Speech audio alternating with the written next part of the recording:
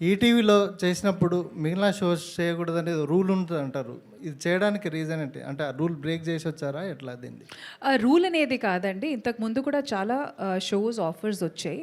చేయకుండా ఉండడానికి కారణం వాజ్ కాన్సెప్ట్ ఎప్పటికి ఇప్పుడు మనం ఒక జాబ్‌లో ఉన్నప్పుడు ఇంకో చోట సేమ్ జాబ్ చేయలేము. So this concept was completely different అనమాట.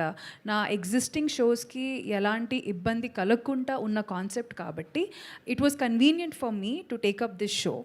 అండ్ ఖచ్చితంగా వాటెవర్ ఐ యామ్ టుడే ఈ స్టేజ్ మీద ఇట్లా కూర్చొని మాట్లాడుతున్నామంటే ఇది ఖచ్చితంగా I have a lot of respect and regards and loyalty towards Mallemala.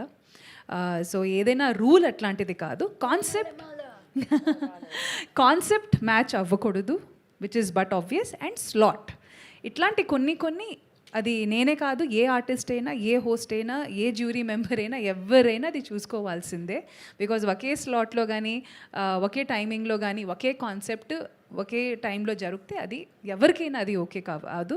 At the same time viewership కూడా బోత్ సైడ్స్ రాదు, ఒక సైడే వస్తుంది. So that is about it. అంటే ఇప్పుడు సినిమాలకు గ్యాప్ వచ్చింది, మళ్ళీ ఇప్పుడు ఏమైనా ఉన్నాయా నెక్స్ట్ ఏమైనా?